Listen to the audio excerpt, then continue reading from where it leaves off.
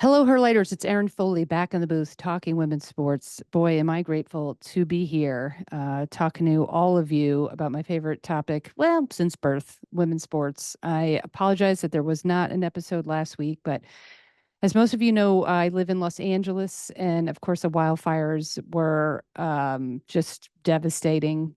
We had to evacuate for a couple of days. It was pretty bad, not going to lie. But honestly, I'm one of the lucky ones. We didn't lose our home and we're safe. But let me just say, it's worse than you can imagine or see on TV. So if by any chance you have a couple extra bucks laying around, I would encourage you to donate to either World Central Kitchen, Pasadena Humane Society, or LA Regional Food Bank. They're all doing incredible work.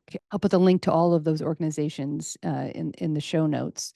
And I'm sitting here and, it seems like LA is out of like imminent danger, but I'm having a lot of trouble, I don't know, concentrating, shifting back into real life, trying to work. It just all seems like ridiculous when I know what's happening around me, but I have to take some baby steps, obviously, got to press on. I did a Zoom comedy show last Monday to help, and collectively we raised over $6,000 for 5 families who lost their houses in Altadena. So I was like, okay, well, that's a start. And honestly, like myself, like people need escapes, right? They need TV shows and books and podcasts. They need to tune out the world for an hour. So I'm really hoping today's episode will provide some much needed joy. And my guest today is absolutely perfect for that. It's Coach Carol Hutchins, AKA Hutch, who is a legendary figure in college softball. She was the head coach at the University of Michigan for 39 seasons with over 1,700 victories, making her the winningest coach in NCAA softball history. I mean, her numbers are mind blowing.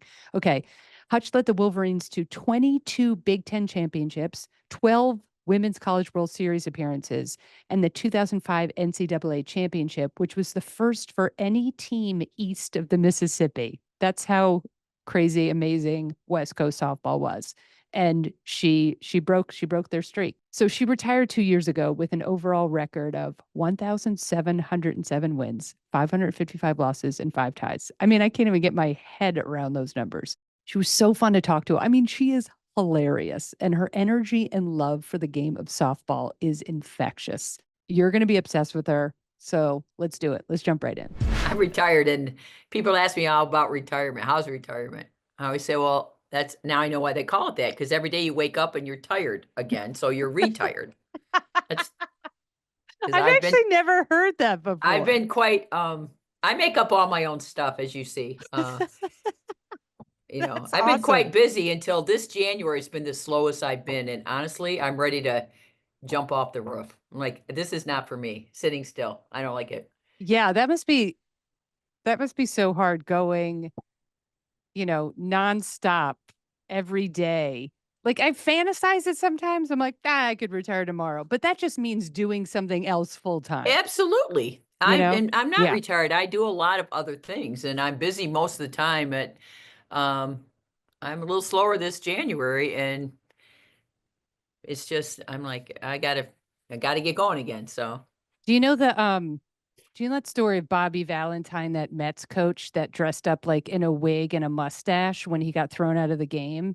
And he went into like the locker room and put on a disguise so he could go back onto the field. And I feel like that's what you're gonna do. You're gonna start popping up in all the dugouts, just like, wait, is that Hutch? And be like, nope, I'm yeah, right. retired. That would be funny. I should do that when one of our big rivals comes to town and walk out to home plate. Yeah. But I did Bonnie's first year, she got tossed. We were playing Northwestern, and that's always a big rival game for us. And I was watching the game. I'm standing out. I was actually talking to one of the Northwestern parents, and I watched the play. It was a bad call by the ump, and Bonnie ran up and got in his face. Didn't touch him. He threw and immediately threw her out, which is you're supposed to, warn him, and Yeah. you're supposed to give him a minute. And I almost jumped over the fence and got tossed myself. I was so mad. It was and it affected the game. We were in the game, and then we lost the game and on another bad call. So, anyway, but yeah, I've almost been thrown out as a fan. And I love it. That's the next chapter for you. Like your yeah, goal is to get thrown out as a fan. That would be yeah. Well, amazing. I've left. I often sit by, right by home plate. Yeah. and I sit in the handicap spot, and it's a pretty good view of the plate and the game. And I'll leave when I find myself yelling at the like one of those dads or moms or stupid people. I'm like, oh man, I cannot be this person. So I leave. Do you take are the umps, let's just randomly start talking about umps. Do you Yeah. have like the mental, I mean, do you clock, you must clock them. Is it like kind of the same crew that works the game? Like, do Well, you know I them know. going in? Yeah. I've known most of the umps over the years. You get to know them. You have them off and on. And it's funny. I'm notorious for, you know, getting on the umps. Yet I feel like, and I could be mistaken, but most of the umps and I have very good relationships because no matter what, even though I may be a momentarily disrespectful, I'm pretty respectful of them. And when I see them off the field or I'll be recruiting and they're umping, they always come up and talk to me. And I could tell a lot of them have said, you actually, you set me straight or you made me a better ump. And I'm sure I did that in a unorthodox way. But most of them I've gotten along with over the years. And I had a number of them email me after I retired and they were like, oh man, we're going to miss you. I Oh said, well, my I'll God, that's still be awesome. there and I'll still be in your ear. Don't worry. I'll still be saying, throw it to his good eye. Throw it to his good eye. Oh, did I mute am I on mute? No, Oh, okay. Yeah, no, I'm I dying have a lot. I laughing. miss my one-liners with the umps, you Well, know. give me a couple The one-liners. whole ball missed the whole plate. The whole ball missed the whole plate. Are you kidding me?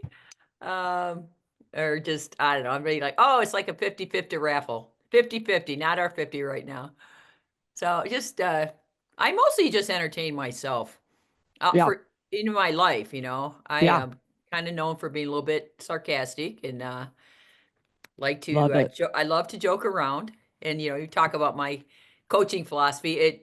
Fun was it's not a mission statement, but I like to have fun.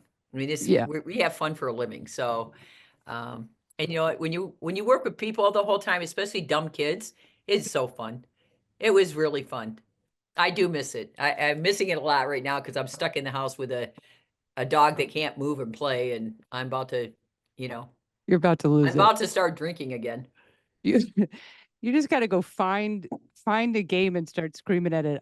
It doesn't matter what the game is, whatever. Yeah, What is it? yeah. Basketball season. Just start. I'm sure you're going to Michigan women's games and just Oh start yeah. screaming.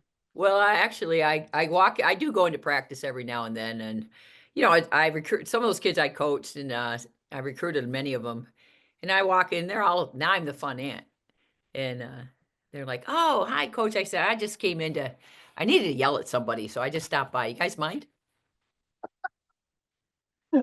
That's awesome. No, I was doing my fun all things Hutch deep dive.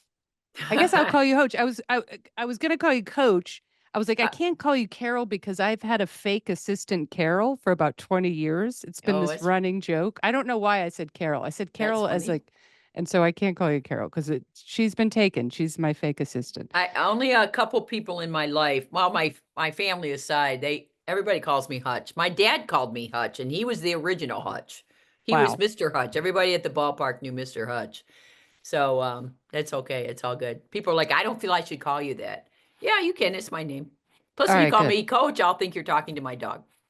Okay, perfect. Then I'll call you Yeah, Hutch. I'm Hutch. now I'm Hutch putting Hutch. Coach and Hutch together. Yeah, there you It go. is like, especially if you play sports, you need, to me, it just flows. Like, I grew up playing like everything and I never had a first name. It was always Foley. And I thought, oh, I'll Yep. get, I'll get Erin when I go to college. Then I played college basketball. They're like Foley. Then I'm like, well, I'm an adult now. I'm in my 20s. I'm in New York City. Foley. It's just, I think it's Hutch is such a great softball name. It's those one syllable names. Like, Yeah. we talk about them here, Bo and Red. And I think I'm blessed to have a name that can be a one name type of thing. Yeah. I'm just lucky because I think it kind of adds It adds to the to that. lore. Yeah, it adds to something. I'm not sure what it adds to, but people know me as Hutch. Yeah. That's for sure. It's great. I can't think of like, yeah, it's if someone's like, okay, I'm going to paint a picture. and they described you and then said Hutch, I'd say softball coach. So it's perfect. Yeah, It's really well what you were born to be. So wait, apparently. before we jump in, well, we're already jumping. We're recording. We're off and Yeah. running. All right. The fun part I loved. I was doing my my fun deep dive, and I love researching people and their careers because I learned so much about the sport. But this is just like my happy place. And you were talking to another coach about, if a player's struggling and they're not, they're really tense at the plate and they're just they've got themselves worked up and it's too stressful. You're like, it's the importance of being fun. And you're like, I always say, don't be tight around the anus. And I was laughing so hard. And I was like, that is going to be my new mantra. I used to gather the kids, when they come off the field on defense, we always get together and you give them some words of wisdom for offense, or sometimes you go out to the mound and, you gather them up. And usually, I mean, it's hard enough to play another team, but when, we get in our own way. I was just trying to get us out of our way, and then we can just compete with the best we have. And genuinely, I mean, these kids want to be great. They want to win, and they're caught up in the outcomes, not the process. And many times I'd gather them up and they'd come in and they want my words of wisdom. I'd be like, you guys are so tight around the anus, you can't even fart. And then they would laugh. And then they would, start being themselves because, we laugh. You have to laugh at your imperfections. I mean, sometimes they make errors and you just like, ah. But in general, if we can get them to laugh at the dumb stuff they do and not take themselves so seriously, is really it doesn't mean you don't take what you're doing seriously and you don't aspire to have your goals and work to achieve them. But in general, most of us in as high achievers, we tend to take ourselves too serious. And that gets in the way of it gets in your way. It's like it slows you down. It's like thinking through everything and trying to be really, really good at something. It's like not known for putting. I'm an avid golfer and I could play with anybody, but my short game is not good. And it's mental, which really bugs me. It absolutely irks me that I have a shitty mental game when it comes to putting. But it's self-doubt creeps in. You want it so bad. I just want to put it in the hole. And when I can just get back to the process, just roll the ball, try to get it within 3 feet, I'll be better. Or if I can just really like not give a shit. And sometimes I've said that to kids, you just got to not care. You just got to say, fuck this, I don't care. I don't know if you can say that on your podcast, Oh but God, of course you can. that's really where you got to try to get kids to understand that part of the game where caring too much can be, a problem. Oh, I think in any career, but especially at that age too. I wish I had, it is that thing where everything, I have the problem of like, oh, everything has to be perfect. Like I'm doing something new for the first time and it has to be a 10 out of 10. And I'm like, that's impossible. But then it stops you, So Oh, I'm going to well, put, it's yeah, also not realistic yeah, because nobody starts at 10. yeah. And I talk a lot now. I speak a lot of different type of speaking engagements. And so I've studied a lot of things, as I try to organize my thoughts about it. Because as a coach, honestly, I was much more, I don't want to say shoot from the hip, but most people would probably say that was me. But I operated with my gut instincts. And I think I had pretty good instincts over the year. You obviously develop some as you go. I didn't start with them, but I was, I'm pretty attuned to people, and that's what I'm working with. You have to orchestrate it, and I've just learned how to identify things as I watch and listen to our softball coaches now talk about, their current struggles with their kids. And I certainly consult and advise other coaches. My former colleagues call me, and I've had people contact me that, well, a friend of mine said you'd be a good person to talk to. And, I get all sorts of people. I love to give advice. I mean, giving advice is fun. You tell them what you think and you go And out then and you practice hang your up. putting. You're like, good luck. Let me know how it goes. Um, but really, failure is part of the process. One of my favorite things I found last year and put in my PowerPoint is to find your success, you have to become comfortable with failure.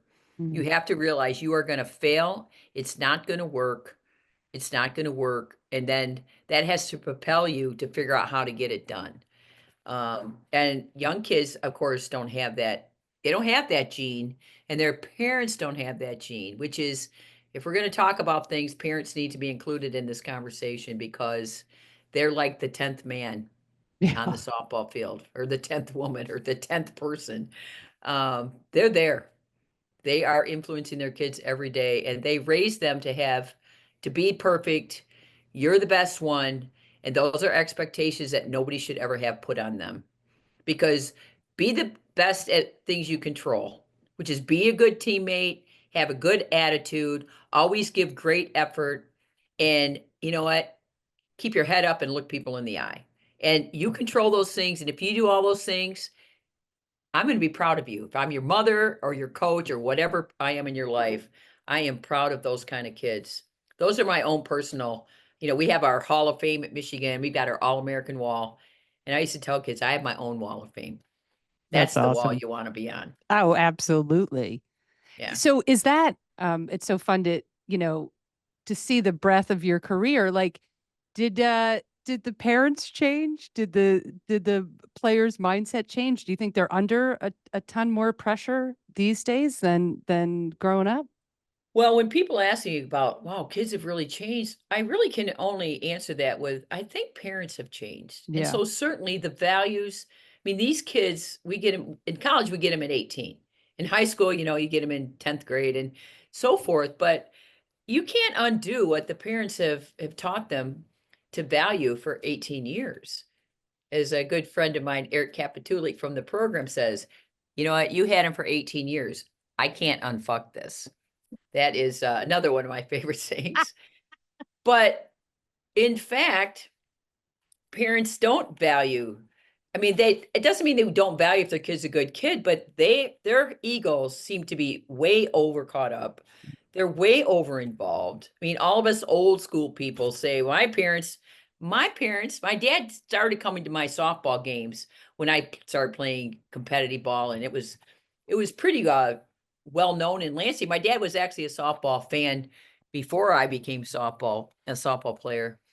But my mom's like, well, how are you going to get there? We had 6 kids in our family. How are you going to get to the games? And she didn't come to all the games. I didn't come home, and she'd say, how was your game? And how many hits did you get? She'd be like, you never cleaned your room, and you never did this, and you're supposed to mow the lawn. And she wasn't caught up in my success as an athlete. And my, the bumper sticker that people seem to want to put on their car, which is, my kid's better at everything than your kid, you Yeah. know? Um, we're measuring the wrong things, so we're valuing the wrong things. We want our young people to grow up into people that give back to the world. I mean, make society better. My mantra for Michigan softball is, and I'm sure Bonnie will maintain it, is to always leave the program better than you found it. And that doesn't mean wins, because after we won the national championship, how are you going to make it better than that? Well, you know what? You still can leave things better. And whether you leave the locker room and you're like, oh, there's somebody left all their crap in the floor, and you pick it up, even though it's not yours. And you walk through the parking lot and there's trash laying in it, pick it up. Keep America beautiful. Remember that was like a saying way back when? Yeah, I'll take that Um, over the current phrase that's being used. yeah, whatever that is. Whatever I that I is. agree. We're here Yeah. to Yeah. give, and that's really what, when people have satisfaction in life, is because they gave to others, and they gave, to make something else better. They're about something that's bigger than themselves. That Yeah, is it's the so concept of true. a team too. I mean, Yeah. that's like the holy grail for being a good team, being a good teammate. That's, it's the reason why I think so many women and men do better when they're, especially women in organized sports. You learn all of that, and it's also an escape from the overbearing parents at times. Yeah, I mean, I feel like we were raised the same way. Like my parents were involved, but it wasn't, 3 kids. My mom was a public school teacher. My dad was doing whatever. He had so many different jobs, but he loves softball. That's how I started playing with my dad. But yeah, it was basically I was just, so thankful for my mom because I had glasses, and I would forget them all the time. And you try to batter, score a hoop without vision. It's Yeah, pretty tough. So I call her all the time and say thank you for bringing the glasses and my high tops and my glove yeah, to for the sure. games when I forgot them. But let's jump back into you're 16 years old, you're in Lansing, and I think it's just such an interesting story of you're playing for the Lansing Lassies, which is such a great name. Would you consider that like one of the first semi-pro leagues in the US? Well, back in the 60s and 70s and into the 80s, and I grew up basically in the late 60s, early 70s. Um, I was um, I was a big jock tomboy. I was one of two girls in the neighborhood that ran around with all the boys and played every sport they had, and I got picked before some of my brothers, to be honest. And so my dad we had used to go to the out to Randy Softball Park in Lansing, East Lansing actually, and watch the Lansing Laurels. And they were like a women's semi-pro softball team. And they would draw big crowds. They were very popular. And I of course idolized them. And I Oh, was only playing rec ball in jeans and I had a ball glove. And my dad's like, I want you to go. They're having a tryout. It was in the paper, and they have a farm team, which was the Lassies. I'm like, I'm not going to that. I don't know how old I was. I think I was 15, and I thought I'm not that good. I knew I was a pretty good athlete, but I didn't see myself in that light. He goes, well, just go. So I went, and I went with a friend of mine, and it was all these people, and that the Laurels themselves were hitting balls at us, hitting fungos, and I'll tell you, I remember this.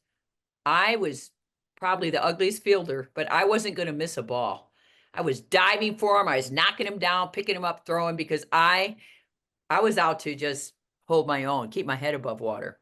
Well, I made the team. They asked me to be on their farm team, the Lassies, and it was organized. And we had a coach, Larry Sims, a group of women. I didn't know any of them, and we started playing every weekend. You played 6 games a weekend. You traveled around like Ohio and all parts of Michigan, and I was in heaven. I had finally was playing on an organized team, and in high school we had no organized. We had like after school activities, and then after one summer of that, Kay Purvis, who was the head of the Lansing Laurels, and I mean, she was a nurse, but she was a ball manager. She could have been a legend. Yeah. manager in the major league. And I mean, she's somebody that you wouldn't even, I mean, as a kid, I wouldn't even try to get her autograph. I'd be one of those kids. And she said to me, we're gonna bring you up to the big team. And I said, no, I don't want to go because I was really happy on this team. I made some friends. I was excelling. I was certainly, doing really well. And I didn't see that I would get to play. I was worried about now being with all these older, they were a little bit older. We were all ages, but I would have been one of the youngest. I just didn't see me fitting in, and I wasn't comfortable. And she basically looked at me and she goes, that's not how it works. Like, we have this farm team so that we can develop talent. She had this wisdom to create a farm team for this organization. And now you're moving up to the big leagues. This is how it works, or you're not in the organization. That's why you're in the organization. And I thought, so that was my first introduction to being a professional. And I said, okay, I guess I'm in. And so I got on the Lansing Laurels as a junior in high school. And um, I was either the youngest or the second youngest on the team. And I got to play. I was like the role player because I didn't have a starting spot. They brought me in because I was a shortstop. And their starting shortstop, Jamie Smith, who is one of my idols, was also a pitcher. So when she pitched, they needed me. And so I got to play shortstop, but then I proved to be, pretty good at, I was a good hitter. And so then they'd put me at third when our third baseman got hurt. They put me in right field, which I'd never played. And I just learned to dive for every ball because I didn't know how to read the ball and get to them. And, I got some playing time, a lot more than I thought I would. And we went to the first national tournament I had been to in Orlando. We were playing the Orlando Rebels, another big name team. And Jamie is, of course, playing shortstop, and the game ended up going 21 innings. Oh my God. It was just that Paula Noel was their pitcher, and we were playing lights out. But in about the 14th inning, Jamie got put into pitch, so I got to go to shortstop and play in the national tournament. Which, as a kid, you want to get to play, but What a I didn't, thrill. and I Yeah. didn't want to just play because I wanted to help. I wanted us to win. I wanted to be helpful to win, and you know, of course, I'm like, I don't know if I'm good enough to be out there if I'm in, will we win? Will I be the GOAT or like as in screw it up? But it was it was such a growth experience because I was just this kid who played in the neighborhood, and all of a sudden I'm traveling the country playing 80 games a summer all over the country. And we're drawing when Ray Bessis Breakettes would come to town with Joan Joyce. We had 3,000 people come to the games. I mean, women's sports back then. Wow. They loved softball back then. They still love I was softball. gonna say they've loved it since day one. It's just it wasn't supported or invested in. Yeah. Yeah, It could have been, it could have been, we could already have a Major League Baseball. I mean, softball league. yeah. Hopefully, as we will. So Yeah. that was really the beginning of, and the other thing I talk about when I speak of my time, the reason I went into coaching and the reason a lot of my basic philosophies were because of playing for Kay Purvis. Kay and my high school basketball coach, because my senior year in high school, we finally had a varsity team. Yeah, we were just after girl friendlies. And then the high school association in Michigan finally gave us a state tournament status, and we were considered varsity. And, again, my dream come true. I get to play on a real basketball team. And our coach was Ann Johnson. And those two women are the reason I'm sitting here today, the reason of my entire career. They really were just mentors, but more than anything, role models of who I wanted to be. And I wanted to be a coach the minute I had a real coach. I knew I wanted to be them because they impacted me so greatly. And that's all I ever wanted to do is be that person for others. That's all. It really does. It's like I was thinking like, is it, maybe your time playing and, what kind of inspired you to be a coach? But yeah, it just takes like a good coach. I mean, you're teaching, you're coaching. It's just what a wonderful life. It's like you're literally impacting 39 years, worth of women. And I loved hearing all about the alumni that they come back every year. And I've been out in LA now for quite a while, so I just kind of adopted UCLA.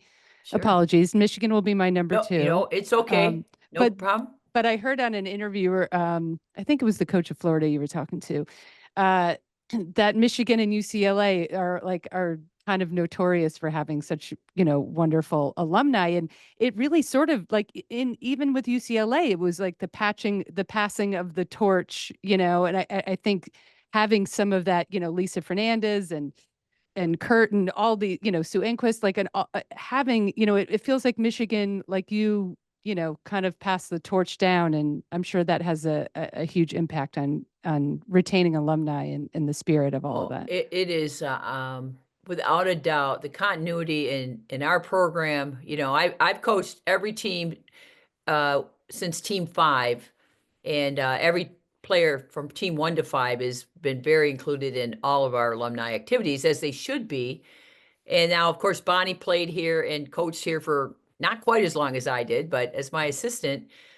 And you see what UCLA has done. You build a real. They call it the bubble, the UCLA bubble, Bruin bubble. And I thought that's exactly what I want to have. And we have our own bubble. We Yeah. have a 250 strong of women who played here who are, we've stayed very connected with them, but it's been pretty easy because we're all still around. And more than anything, my greatest joy is when I get to see any of my former players and see them with their kids and their spouses and whatever they're doing. And they call me. I stay in touch with, I'd say 80% of them are in my phone, and I stay in touch with most of them.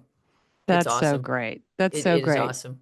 It's just kind of interesting because you've coached so many players. Like what makes, I'm sure you have, Hall of Fame players, but not necessarily they would make good coaches, Yeah.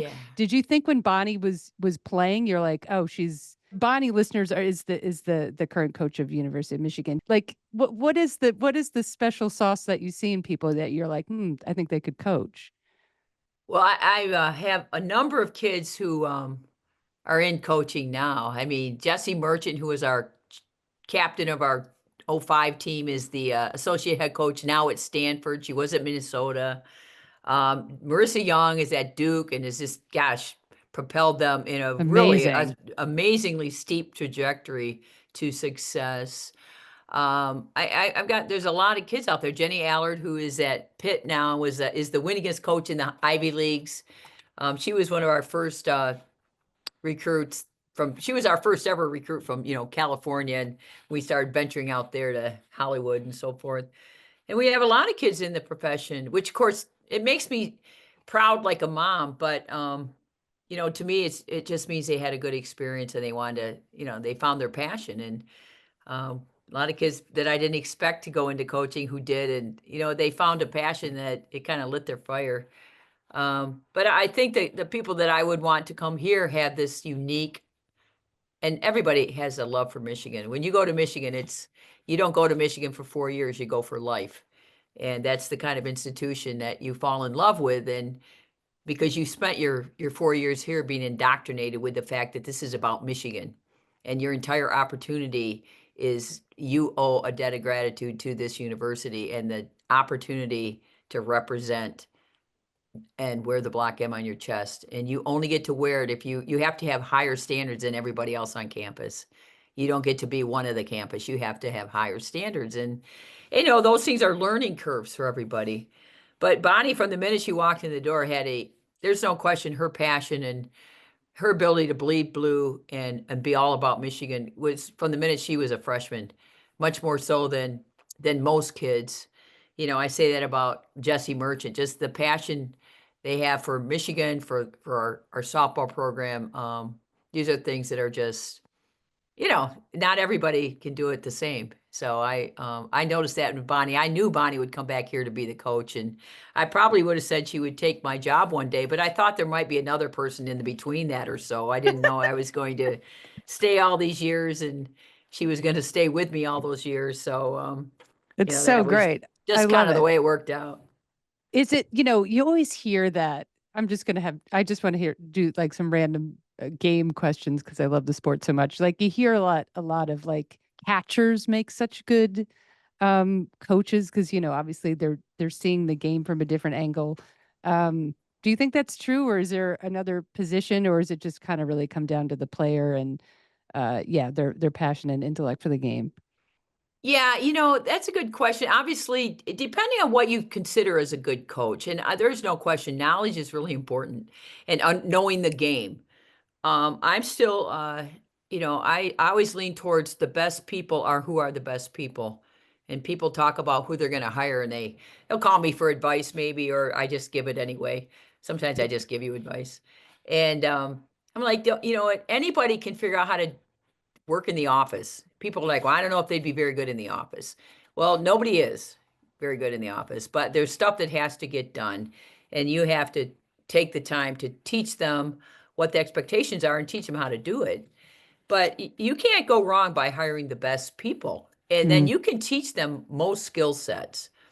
And it certainly is helpful when you find somebody that's got a really great, unique ability to just be a great pitching coach. Like Jen Brundage is a fantastic pitching coach, but as much as she knows about actually throwing pitching, Jen played at UCLA. Jen was a third baseman hitter.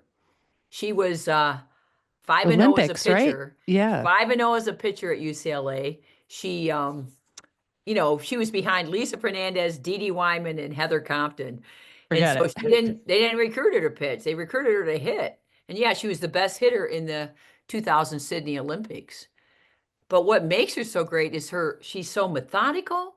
She is so connected with her pitchers and what they're doing every moment of their pitching workouts. And she gets to know them as people, but she gets to know them as pitchers and what makes them tick.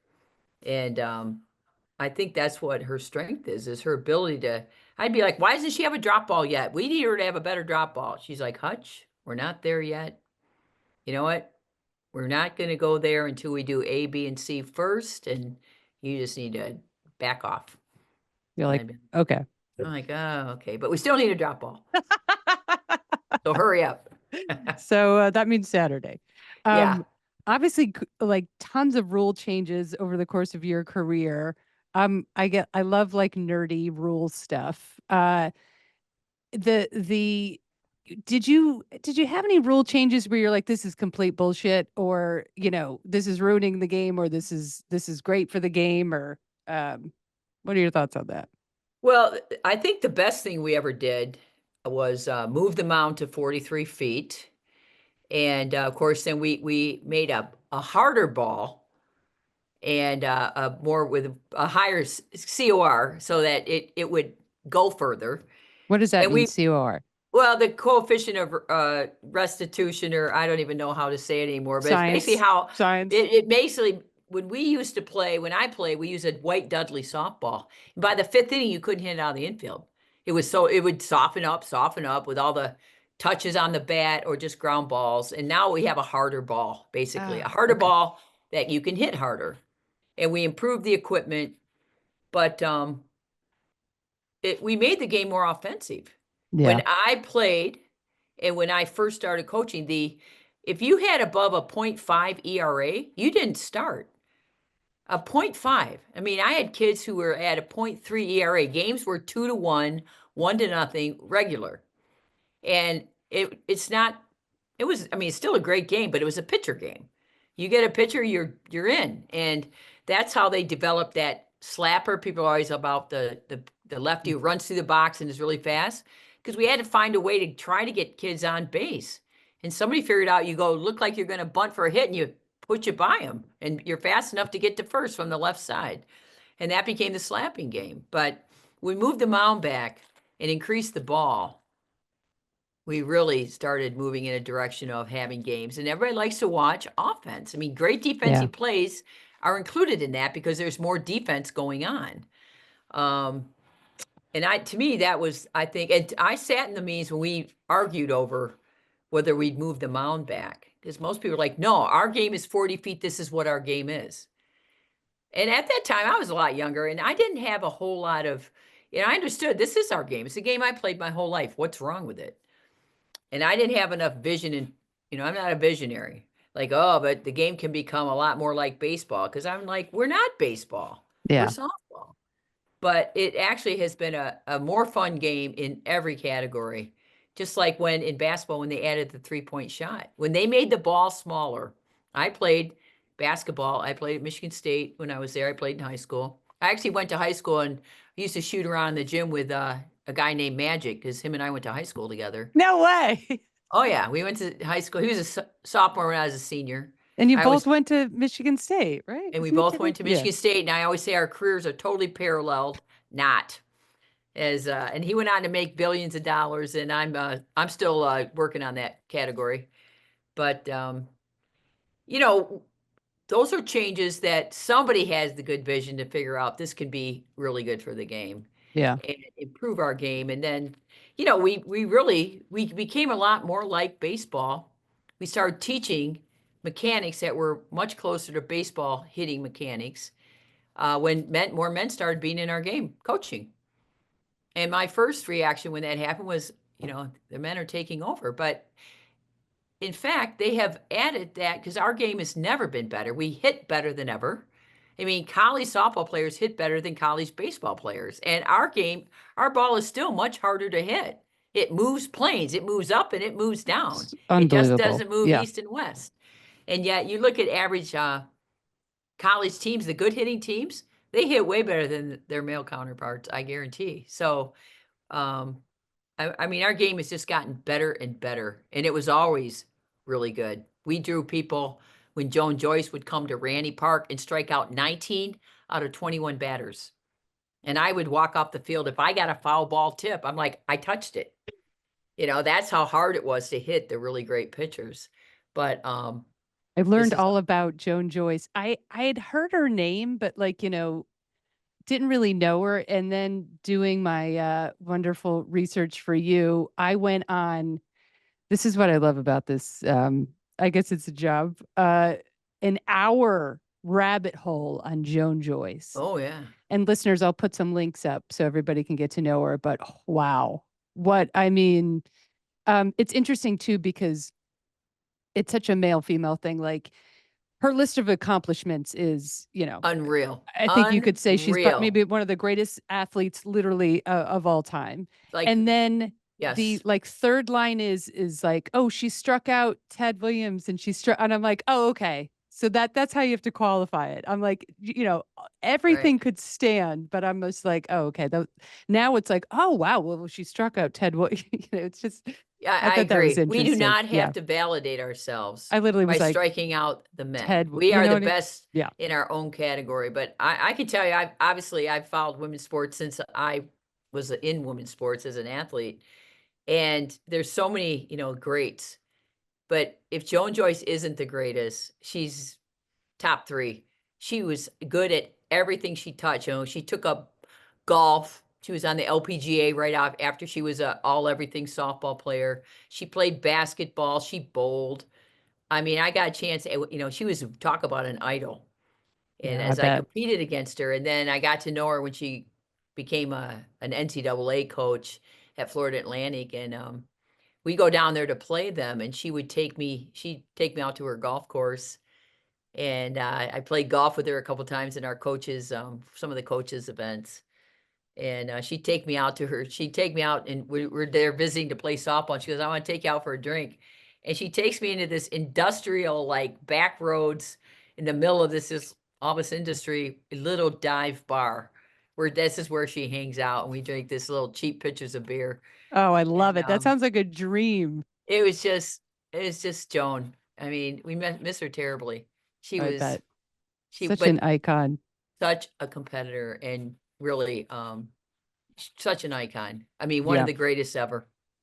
It was such a pleasure. It was just like such a wonderful, well spent hour doing a deep dive and being like, oh my God, yeah, I mean, that's what it is. It's just like that's part of what I'm passionate about is just shining the light on all of you that built, that built what we have. I think finally, as we head into more investment and more media, a lot of these stories will come out, but you have to dig for them. And you Yeah. don't certainly have to dig for the men, unfortunately. And I'm not saying they shouldn't be celebrated. Of course, they should be celebrated, but I think a little bit too much, a little bit too much celebration for me. But I'm hoping with all of this, new eyeballs and passion investment for the game, some of these, icons like yourself will be really celebrated more because there is no softball today without all of you, putting all that time and effort into, building the game.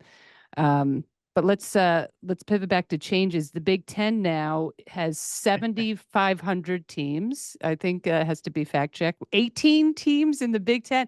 When the Pac-12, I grew up in New York and Rhode Island, so I grew up like Big East Yeah. craziness. Yeah. So then I move out here. I've been out here almost 19 years now, and so I just Wow. kind of always will have my love for the Big East, but it kind of adopted the Pac-12. And then that goes away, and just heartbroken because I loved the whole UCLA, Stanford, USC rivalries, all these West Coast rivalries. So now I'm doing all this, like now I'm getting to know the Big Ten and the Big 12 and all these. How is this going to impact, University of Michigan? Well, I think I was at our coaches convention, and we were all talking about all these, the changes that have hit in the last couple of years from COVID on, and whether it's transfer portal and then the whole NIL and NIL, money yeah. making and rev sharing. I mean, talk about evolving, Wow. and you evolve and you evolve. Yeah. There's 18 in the Big Ten, so clearly we don't even know how to count. I don't know what I say we're just the big deal because, you never know who else is going to come in. And it was never what is concerning to me is none of these changes were made with the thought of how is this going to impact all the teams and how is this going to help all the teams? because the cost, I mean, I just went to our women's game last night, women's basketball. We played Washington, and Washington played Michigan State on Sunday up in East Lansing. And I'm like, today's Wednesday. They got their Saturday. They're still in Michigan. First of all, too bad because it's been really cold and snowy.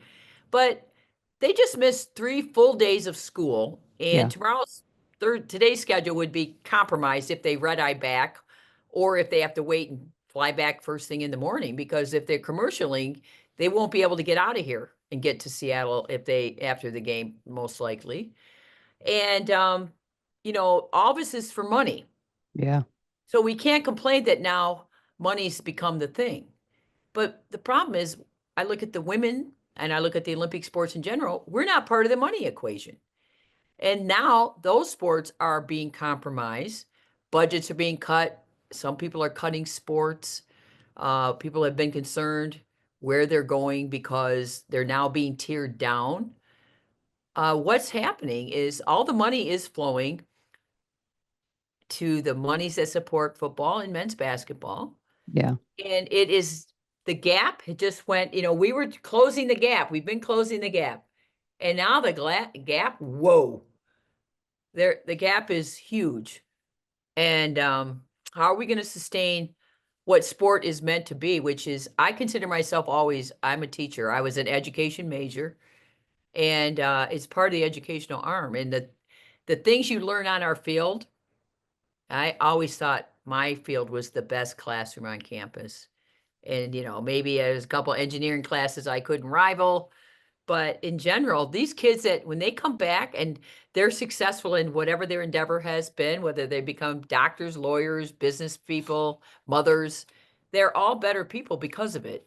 And they've handled life better than most. And we've lost it. When has anybody talked at all about the Big Ten degree or getting these degrees? And all we talk about is money. Yeah. And then we can't complain that it's become about money. But now we're making all this money to give all the money to the guys. I don't know. Maybe that's small-minded version. I said I'm not a real visionary, but It's not small-minded vision. It's infuriating because I see it all the time. When there's a team, I think it was Nebraska came in or Penn State just came in to, they play USC on a Saturday and then they yeah, play UCLA on a Wednesday, just like you're saying. And I'm like, my God, that is, or, vice versa. When UCLA is on the road or whatever team I'm following is on the road, I'm like, they are just camped out. It's not about the student athlete anymore. And, I want everybody to get their money and all of this, right? But because, ironically, you can now, if you're like, a really fantastic softball player, you can make the money in college because when you come out, which is my next question, what does this professional, leagues look like? There's obviously, I think people are putting their best, foot forward, but there's like 3 or 4 leagues that come and go, and there's no money. So it's a very difficult situation. But I just want the Erin Foley dream sequence is, a league of their own for women's softball. I think Athletes Unlimited seems like it's shaping up a little bit better. We've got actual names of teams, which helps. It looks like they're Kat Osterman and crew are, on the board and all that stuff. So you can lie to me, but do you have good, like, do you have good thoughts that this is all going to come together? Well, I definitely think it's time Yeah. for it to get going. It's It is exploding. It feels like, time. yeah. I've been following AU. I think what they did was perfect, Yeah. to get some people involved in professional level.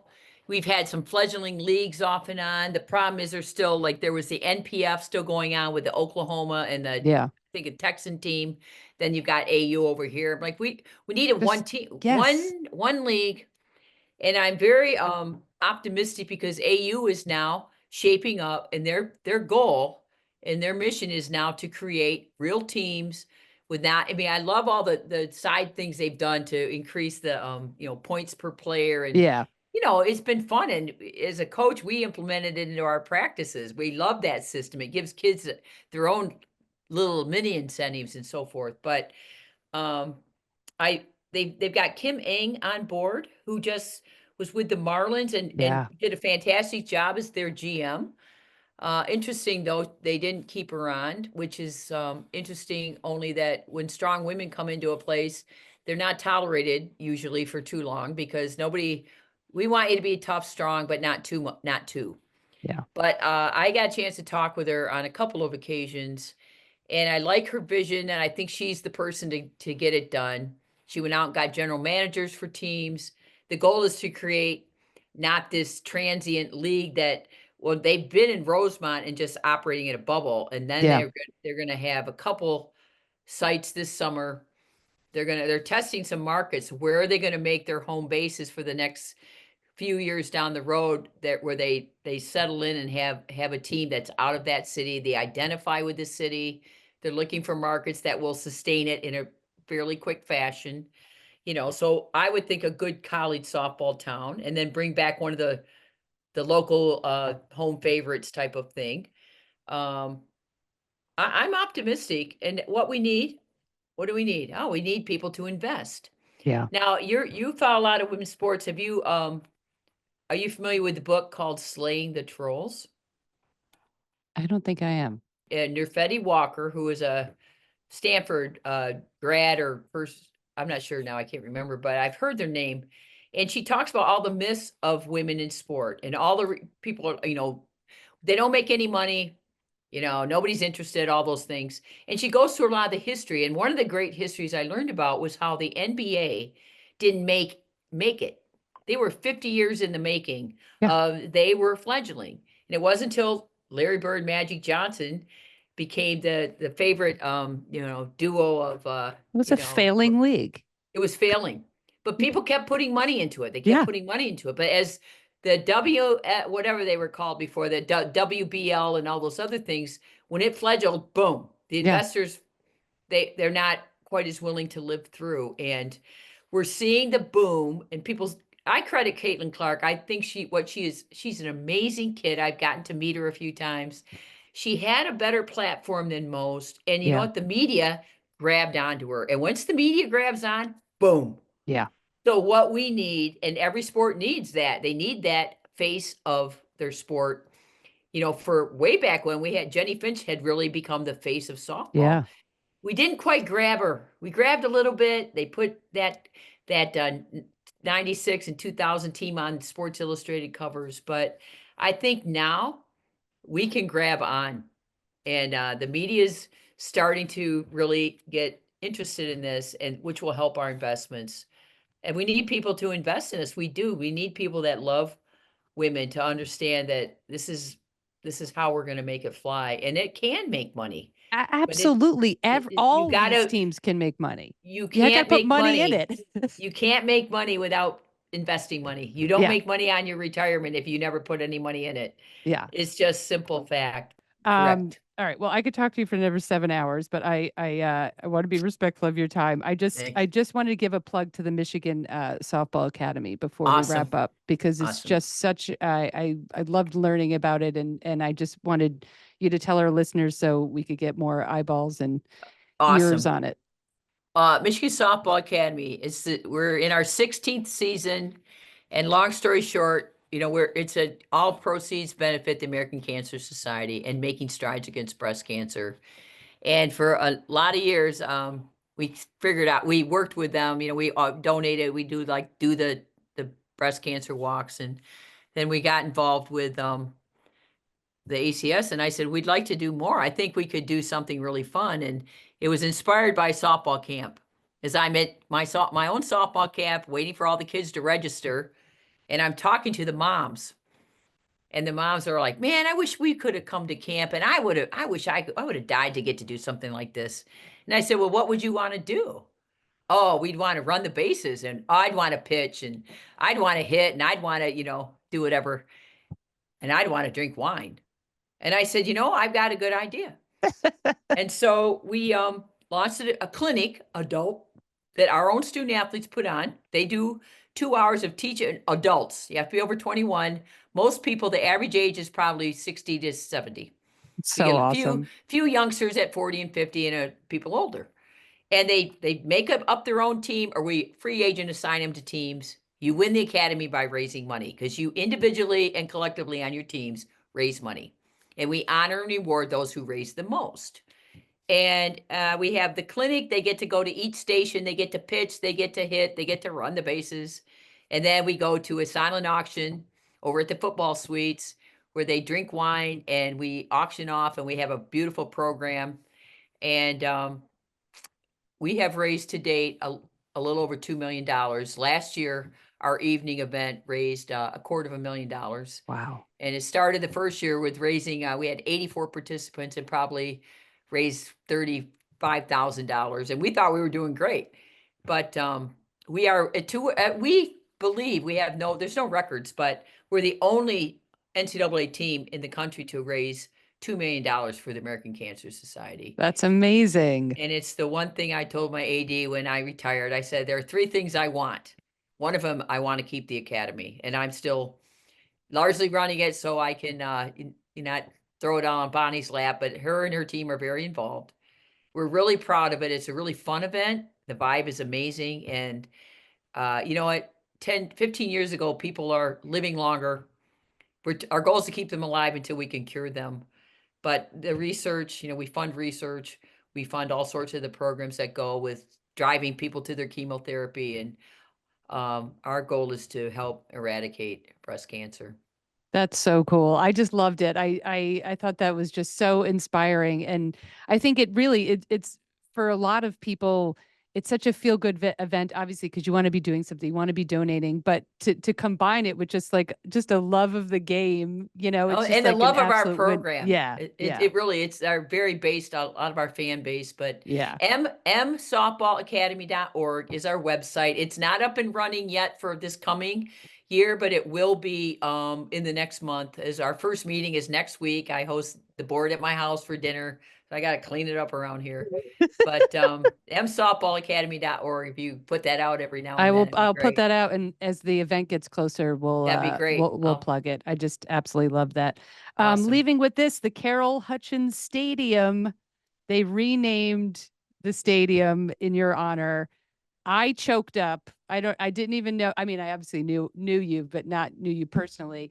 And I just thought that was the greatest thing ever. Like, I mean, what so well deserved, but because I was going on UCLA's softball schedule, and it's so cool because it's like Eaton Stadium and blah blah blah stadium, Yeah. and then Carol Hutchins Stadium, and I was like, oh my God, this is so awesome. I love it.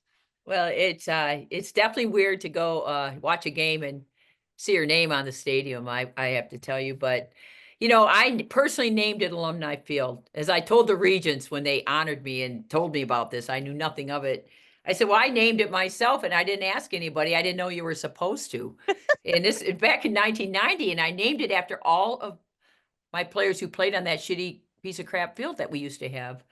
But it's still named Alumni Field. The stadium's named after me. And I always, I mean, there's nothing more important than every player who's walked on that field and played. So I will always honor Alumni Field. But it is, I've been very lucky. I'm very blessed. My time in Michigan has been nothing but awesome.